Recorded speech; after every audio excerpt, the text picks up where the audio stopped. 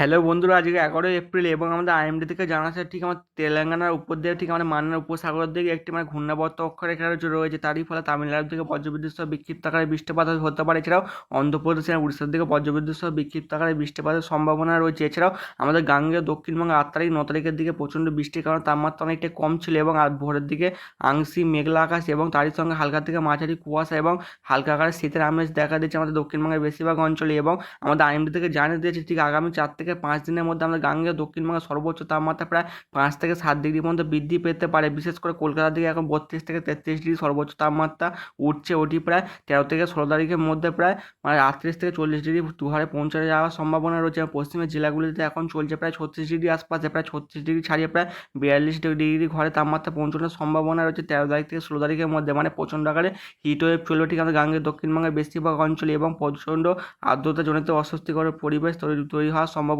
রয়েছে। এছাড়াও আমাদের আলিপুর আবহাওয়া দপ্তর থেকে জানাচ্ছে যে 13 তারিখ থেকে 16 তারিখের মধ্যে ঘরের বাইরে বেশিক্ষণ বেরিয়ে না থাকার নির্দেশ দিচ্ছে আমাদের আলিপুর আবহাওয়া দপ্তর থেকে। প্রচণ্ড গরম পড়তে পারে এই জন্যই কারণ জানিয়েছে। এছাড়া প্রচণ্ড পরিমাণে জল খাওয়ার পরামর্শ দিচ্ছে আমাদের আইএমডি থেকে। এছাড়াও আমাদের আলিপুর আবহাওয়া দপ্তর থেকে জানাচ্ছে যে জম্মু কাশ্মীর, লাদাখ, গিরগির, বালুচিস্তান, মুজাফরবাদ এছাড়াও আমাদের বেশিরভাগ অঞ্চলে 40 থেকে 50 কিলোমিটার বেগে দমকা ছোড়ার সঙ্গে প্রচুর পরিমাণে বজ্রপাতের সম্ভাবনা রয়েছে। এছাড়াও আমাদের সিকিমের দিকে এবং আমাদের উত্তরবঙ্গের দিকে, আসামের দিকে 30 থেকে 40 কিলোমিটার বেগে দমকা ঝোড়ার সঙ্গে বজ্রবিদ্যুৎ সহ বিক্ষিপ্ত আকারে বৃষ্টিপাত হতে পারে। এছাড়া কঙ্কনের দিকে, উড়িষ্যার দিকে, তামিলনাড়ুর দিকে প্রচণ্ড গরম পড়ার সম্ভাবনা রয়েছে এবং আর্দ্রতাজনিত অস্বস্তিকর পরিবেশ থাকার সম্ভাবনা রয়েছে। এবং আমাদের উত্তর ভারতের দিকে বজ্রবিদ্যুৎ সহ বিক্ষিপ্ত আকারে বৃষ্টিপাতের সম্ভাবনা রয়েছে। নতুন করে একটি পশ্চিমে ঝঞ্ঝা ঢুকবে ঠিক 15 তারিখের আশপাশে। এর ফলে আমাদের উত্তর ভারতের দিকে 15 তারিখ থেকে বৃষ্টির পরিমাণ বাড়তে শুরু করে দেবে এবং আমাদের গাঙ্গে দক্ষিণবঙ্গের দিকেও 16 তারিখের পর থেকে বৃষ্টির পরিমাণ বেড়ে যাওয়ার সম্ভাবনা রয়েছে।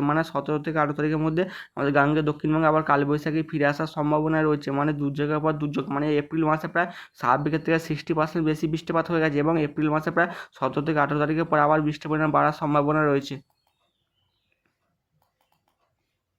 ইসিএমডাব্লিউএফ মডেল দেখা যাচ্ছে যে এবং আমাদের আইএমডিও জানিয়ে দিয়েছে ঠিক আমাদের উত্তরবঙ্গের দিকে ঠিক আমাদের 4 জেলায় বজ্রবিদ্যুৎ সহ বিক্ষিপ্ত ভারী বৃষ্টিপাত হয় বিকেল থেকে সন্ধ্যার মধ্যে এবং 40 থেকে 50 কিলোমিটার বেগে দমকা ঝোড়া বইতে হবে। বিশেষ করে কালিম্পং, দার্জিলিং, জলপাইগুড়ি এবং কোচবিহারের বেশ কিছু অঞ্চলে, এছাড়া আমাদের আলিপুরদুয়ারের দিকে প্রচণ্ড আকারে বৃষ্টিপাতের সম্ভাবনা রয়েছে। 4 জেলায় বলেছে, 5 জেলায় বৃষ্টিপাত হওয়ার সম্ভাবনা খুব বেশি রয়েছে। এছাড়াও আমাদের আলিপুর আবহাওয়া দপ্তর থেকে জানাচ্ছে যে নেপালের দিকে বজ্রবিদ্যুৎ সহ বিক্ষিপ্ত ভারী বৃষ্টিপাতের সম্ভাবনা রয়েছে। বিশেষ করে আমাদের গাঙ্গেয় দক্ষিণবঙ্গে কোনো বৃষ্টিপাতের সম্ভাবনা নেই আগামী 3 থেকে 4 দিনের মধ্যে। তবে 12 তারিখের দিকেও আমাদের উত্তরবঙ্গের দিকে বজ্রবিদ্যুৎ সহ বিক্ষিপ্ত ভারী বৃষ্টিপাতের সম্ভাবনা রয়েছে এবং আমাদের গাঙ্গেয় দক্ষিণবঙ্গের দিকেও একটি ঘূর্ণাবর্ত অক্ষরেখা অবস্থান করার সম্ভাবনা রয়েছে 13 তারিখের মধ্যে। এবং 13 থেকে 14 তারিখের মধ্যে প্রচণ্ড আকারে গরম পড়তে পারে আমাদের গাঙ্গেয় দক্ষিণবঙ্গের বেশিরভাগ অঞ্চলে এবং 14 তারিখের দিকে ঠিক বাংলাদেশের দক্ষিণ ভাগের দিকে উপকূল লাগু অঞ্চলগুলিতে হালকা থেকে মাঝারি বজ্রবিদ্যুৎ সহ বিক্ষিপ্ত আকারে বৃষ্টিপাতের সম্ভাবনা রয়েছে। বিশেষ করে এদিকে আমরা শ্যামনগরের দিকে হওয়ার সম্ভাবনা রয়েছে, এদিকে সাতক্ষীরার দিকে এবং আমাদের চিটাগংয়ের দিকে বজ্রবিদ্যুৎ সহ বিক্ষিপ্ত ভারী বৃষ্টিপাত হতে পারে এবং আমাদের গাঙ্গেয় দক্ষিণবঙ্গে